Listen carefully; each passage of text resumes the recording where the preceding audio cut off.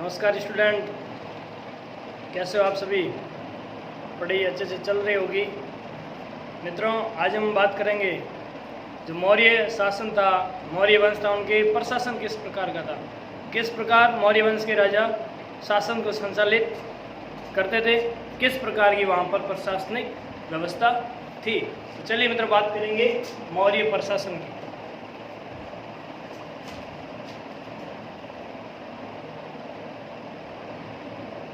मौर्य वंश के समय भारत में पहली बार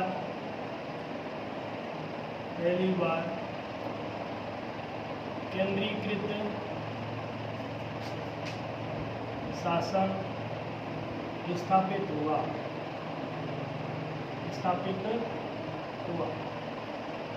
पहली बार केंद्र के कंट्रोल में पूरा प्रशासन था, ऐसा पहली बार हुआ था भारतीय इतिहास में। इससे पहले जो शासन व्यवस्था थी वो थोड़ी इनसे अलग हट करके थी। तो पहली बार प्रशासनिक जो कंट्रोल था केंद्रीकृत कब हुआ था भारत में? मौर्य वंश के दौरान हुआ था। फिर भी केंद्रीकृत होने के बावजूद भी मौर्य राजा निरंकुश नहीं थे। कैसे नहीं थे? निरंकुश नहीं थे, यानी कि जनता के ऊपर किसी भी प्रकार का अत्याचार ये लोग नहीं करते थे। निरंकुश नहीं थे, राजा था वो सही तरीके से अपना शासन व्यवस्था संचालित करता था।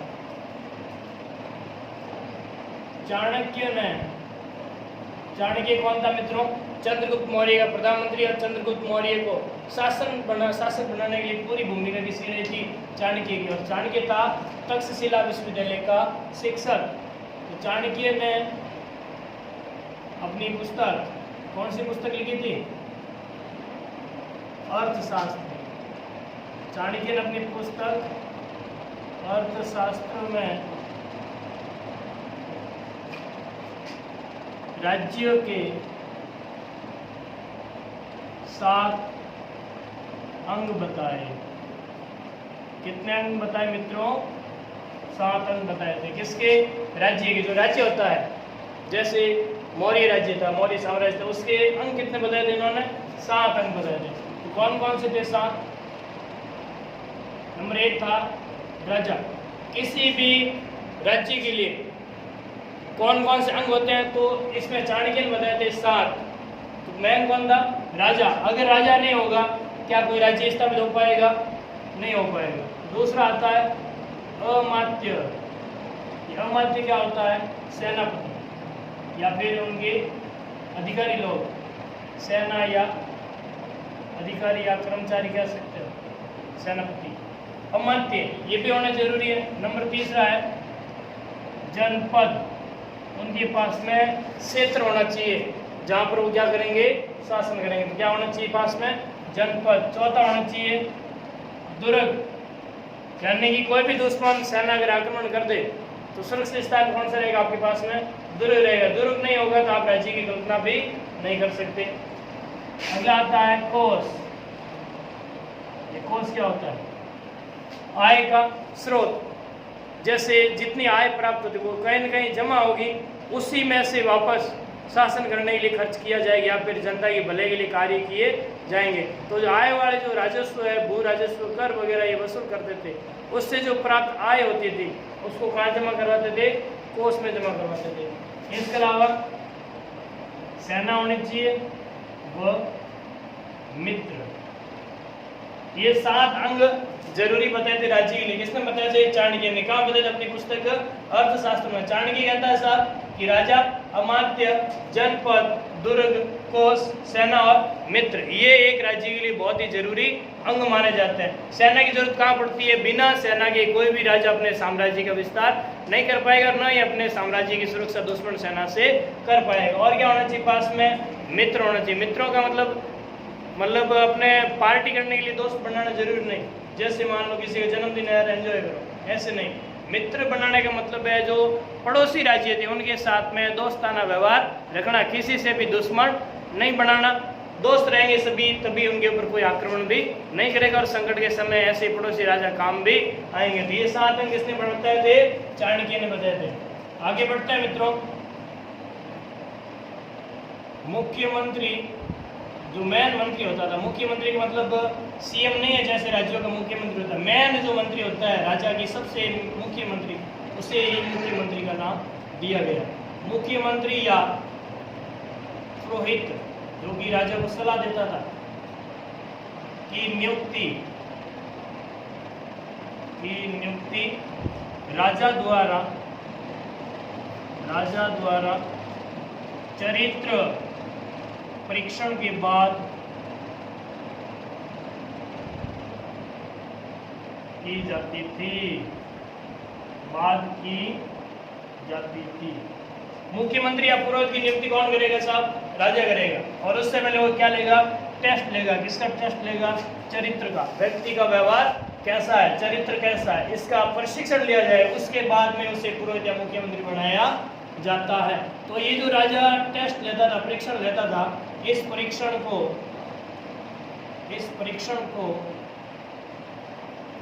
उपधा परीक्षण कहा जाता था। क्या कहते थे मित्रों? उपधा परीक्षण कहा जाता था। तो चाणक्य ने बताया थे 7 अंग, और ये भी बताया चाणक्य ने मुख्यमंत्री या पुरोहित की नियुक्ति राजा करता था, लेकिन उससे पहले एक चरित्र परीक्षण होता था, इसी को ही क्या कहा जाता था? उपधा परीक्षण कहा जाता था। अब बात करेंगे इनके केंद्रीय प्रशासन की। केंद्रीय प्रशासन, केंद्रीय प्रशासन क्या होता है? जो केंद्र सरकार, जैसे वर्तमान की है भारत सरकार, तो जो मेन जो राजधानी क्षेत्र होगा इनका, वहां पे जो शासन किया जाएगा उसे हम क्या कहेंगे? केंद्रीय प्रशासन। और यहाँ से इस प्रशासन को कौन मैनेज करेगा? तो सबसे ऊपरी, सबसे सर्वोच्च राजा होता था। कौन होता था मित्रों? राजा होता था। इसके अलावा चाणक्य ने 18 विभागों का उल्लेख किया।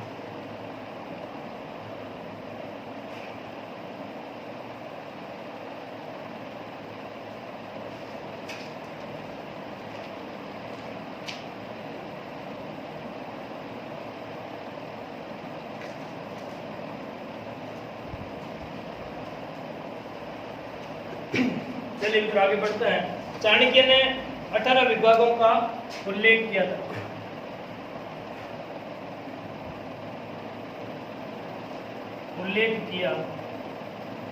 जिसे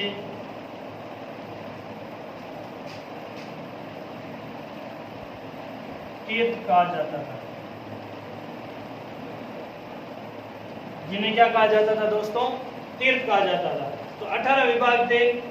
इन विभाग यानी जो मंत्रालय थे, अलग अलग थे, उनके द्वारा शासन कार्यों में योगदान दिया जाता था। इन विभागों को क्या कहा जाता था? तीर्थ कहते थे, न कि कोई घूमने वाली जगह थी। ध्यान रखना, चाणक्य कहता है जो विभाग थे उन्हें कोई क्या कहा जाता था? तीर्थ कहा जाता था।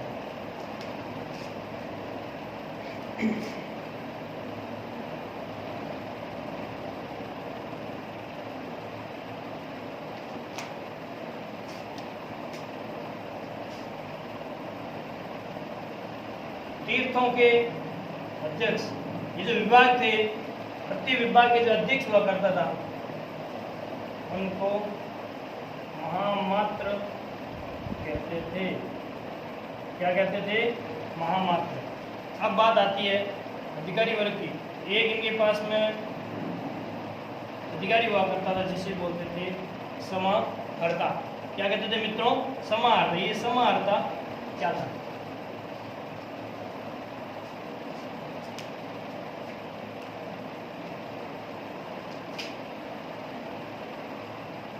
आय व्यय का लेखा जोखा रखने,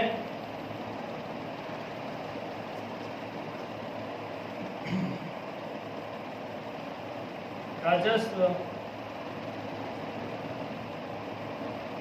वसूलने तथा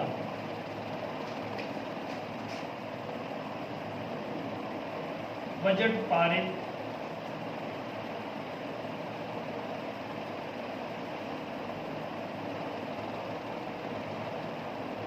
करने वाला अधिकारी। राजस्व वसूल करने वाला क्या वसूल करेगा?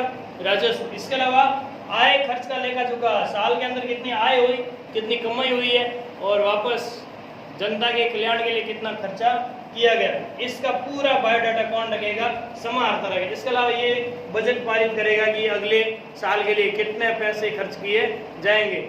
यानी कि आप जिस प्रकार वर्तमान में जो वित्त मंत्री होता है उसी प्रकार का पद कौन सा था उस समय? समाहर्ता था मित्रों। कौन सा था? समाहर्ता। आगे बढ़ते हैं। एक अधिकारी वर्ग हुआ करता था जिसे बोलते थे सनिदाता। क्या बोलते थे? सनिदाता। इसे बोलते थे कोषाध्यक्ष। क्या कहते थे इसको? कोषाध्यक्ष कहते थे। जितने भी अलग अलग विभाग हुआ करते थे उन सभी में कोषाध्यक्ष की नियुक्ति होती थी, जिनके द्वारा विशेष क्षेत्र के लिए एक अलग कोष बना करके कार्य किया जाता था। जैसे खेती के लिए अलग बना दिया और जो व्यापार है उनके लिए अलग बना दिया। इस प्रकार अलग अलग कोषाध्यक्ष बना दिए जिनको बोला जाता था सनिदाता। इनका कार्य विभागों में कोष स्थापित करना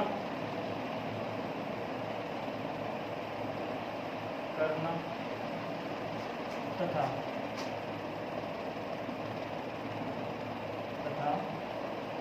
अन्नागार बनवाना।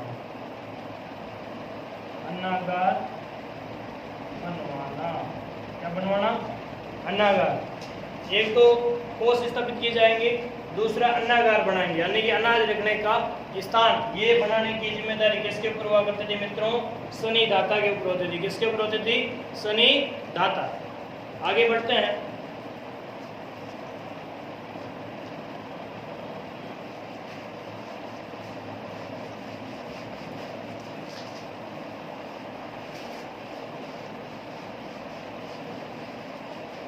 अब हम पढ़ेंगे मौर्य साम्राज्य में जो प्रशासनिक व्यवस्था थी उसमें प्रांतीय प्रशासन। राज्यों में जो जिस प्रकार प्रांत होते हैं वर्तमान स्टेट, वहां पर किस प्रकार की शासन व्यवस्था संचालित होती थी? प्रांतों का प्रशासन किसके द्वारा नियंत्रण में किया जाता था? हेडिंग डालोगे प्रांतीय प्रशासन।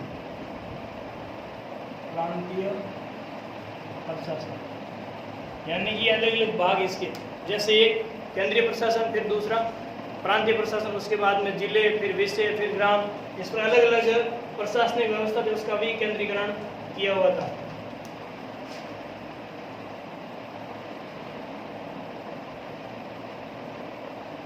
अशोक के अभिलेखों में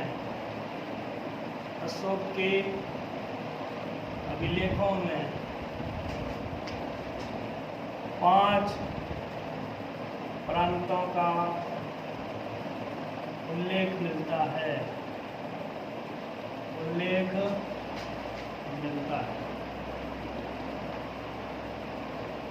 5 अशोक के शिलालेख के अंदर कितने प्रांतों के बारे में जानकारी मिली हमको? 5। तो 5 कौन से थे? नंबर 1 उत्तरापथ। उत्तर दिशा में होने का नाम हो गया उत्तरापथ और इसकी राजधानी थी तक्षशिला। दूसरा था दक्षिणापथ।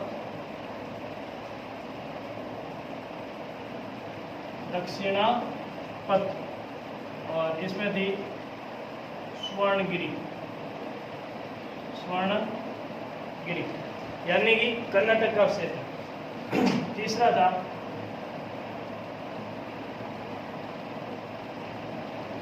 अवंती और इसकी राजधानी उज्जैनी या उज्जैन। एक थी आपकी कलिंग, कौन सा राज्य था?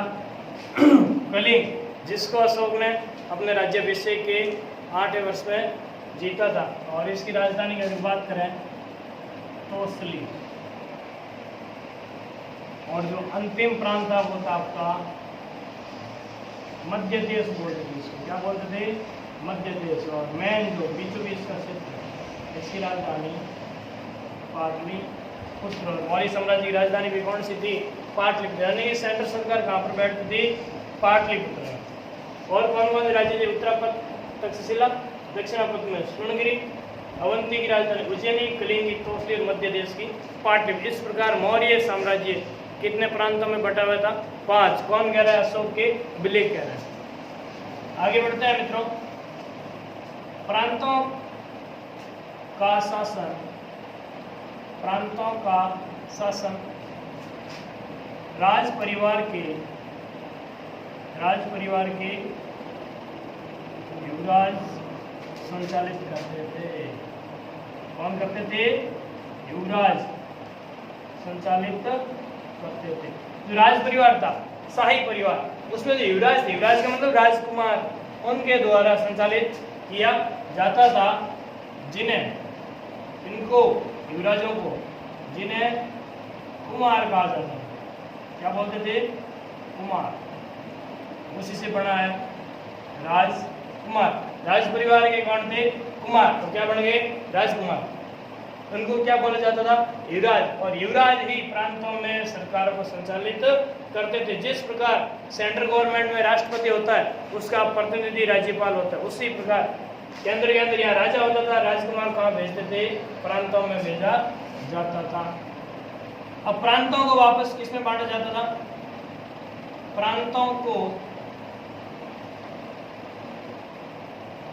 विषयों में बांटा जाता था। प्रांतों को किसमें बांट दिया? विषय। बोले तो संभाग व्यवस्था। और यहाँ पर जो विषय थे, इनके ऊपर शासन कौन करता था? विषयों का शासन विस्पति करता था। कौन सा पति? विस्पति करता था। विषय क्या थे? जिस प्रकार भारतीयों की बात करें, भारत, फिर उसमें राज्य और केंद्र शासित प्रदेश, फिर राजस्थान की बात आएगी, यहाँ पे संभाग, वापस संभाग को बांट दिया जिलों में, जिलों को बांट दिया तहसील में, तहसील को वापस ग्राम पंचायतों में, ग्राम पंचायत में, गांव गांव में वार्ड, और वहाँ पे एक एक परिवार वहाँ पे। इस प्रकार जिस प्रकार वर्तमान की व्यवस्था है, वैसे व्यवस्था उस समय भी थी। प्रांत, प्रांत के जैसे केंद्र सरकार पे प्रांत आ गया, प्रांत के बाद में आ गए थे विषय। विषय का प्रशासन कौन करेगा? विस्पति करेगा। कौन सा? विस्पति। और फिर विषयों को बांट दिया जिलों में। जिले में प्रशासनिक अधिकारी, वर्तमान में कौन होता है? जिला कलेक्टर होता है। उस समय प्रशासनिक अधिकारी स्थानिक होता था। क्या नाम था उसका? स्थानिक। पद का नाम स्थानिक होता था। स्थानिक द्वारा प्रशासन कहाँ संचालित किया जाता था? जिले में। यही बात समझ में? आगे बढ़ते हैं। शासन की सबसे छोटी इकाई, सबसे छोटी इकाई पर शासन करने वाले को, शासन की सबसे छोटी इकाई पर शासन करने वाले को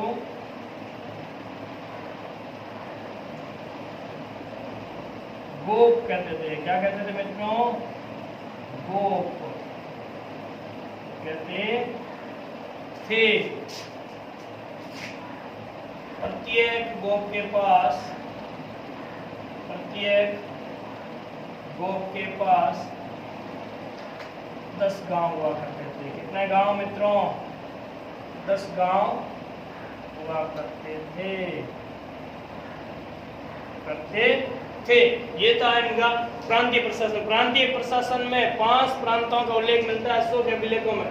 उत्तरापद, दक्षिणापद, अवंती, कलिंग और मध्य देश। फिर प्रांतों का शासन राज परिवार के युवराज करते थे, युवराजों को क्या कहा जाता था? कुमार। फिर प्रांतों को वापस बांट दिया विषयों में, और विषयों का शासन विस्पति। फिर विषयों को बांट दिया जिले में, और जिले का प्रशासनिक अधिकारी स्थानिक। फिर शासन की सबसे छोटी इकाई जो होती थी गांव स्तर पर, वहां पर शासन कौन करेगा? गोप करेगा, और गोप के पास कितने गांव होंगे? 10 गांव होंगे। चलिए आगे बढ़ते हैं। इनका जो नगर थे, शहर थे, वहां पर किस प्रकार की शासन व्यवस्था संचालित होती थी? हेडिंग डालो, नगरीय प्रशासन। नगरीय प्रशासन।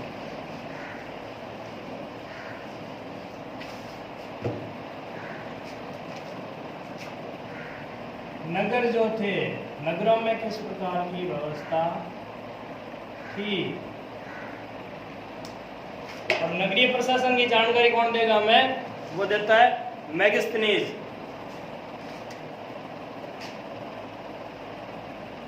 तो मेगास्थनीज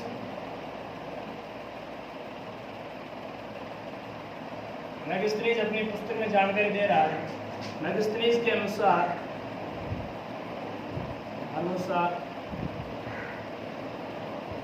30 सदस्यों वाली या 30 सदस्यों वाला एक मंडल नगरों में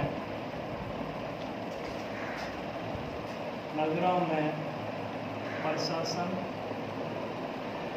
संभालता था। मेगास्थनीज कहता है कि साहब जो नगर थे, शहर थे, वहां पे 30 सदस्यों का एक क्या बना दिया? मंडल। एक मंडल बना दिया जिसमें सदस्य कितने आपके? 30। ये क्या करेगा? नगरों के अंदर क्या करेगा? प्रशासन को संभालेगा। इसमें जो 30 सदस्य थे, 6 समितियां थी। कितने समितियां? 6। और 30 के अंदर 6 का भाग देंगे तो उत्तर आएगा 5। तो प्रत्येक समिति में पूछ लिया जाए सदस्य कितने थे? 5 सदस्य। कुल कितने सदस्य थे? 30। मंडल कितना था? 1। लेकिन समितियां कितनी थी? 6।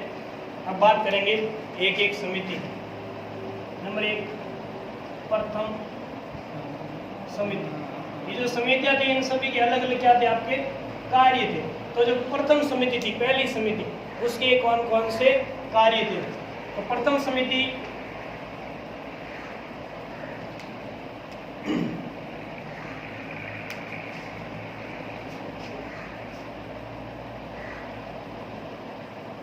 उद्योगों का निरीक्षण करना। क्या करेगी ये? उद्योगों का निरीक्षण। प्रथम समिति द्वारा जो उद्योग धंधे थे शहरों के अंदर, उनका निरीक्षण किया जाता था। दूसरी समिति क्या करेगी? दूसरी समिति या द्वितीय समिति, इसके द्वारा विदेशी लोगों की देखरेख। विदेशी लोगों की देखरेख। जो लोग विदेशों से घूमने के लिए मौर्य साम्राज्य में आते थे, उनकी देखरेख कौन सी समिति करेगी? दूसरे नंबर वाली। फिर आती है तीसरी समिति।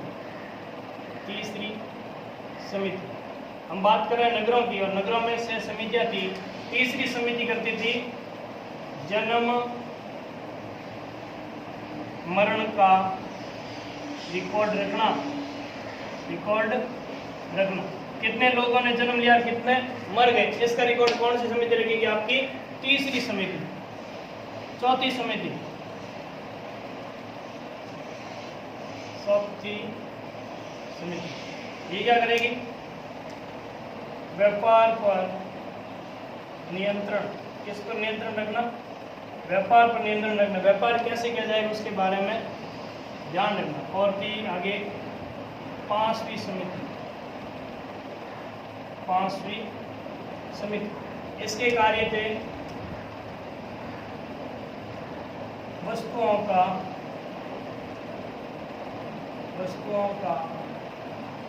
विक्रय का नियंत्रण। जब वस्तुएं बेची जाएगी उनकी शुद्धता के ऊपर ध्यान रखना, किस प्रकार उन्हें रेट तय होगी, मूल्य कितना होगी, ये कौन सी समिति तय करेगी?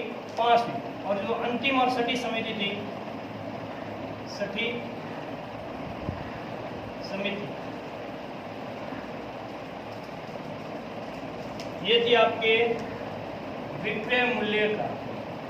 विक्रय मूल्य जो चीज बेची है वो कहलाएगा विक्रय मूल्य। विक्रय मूल्य का 10वां भाग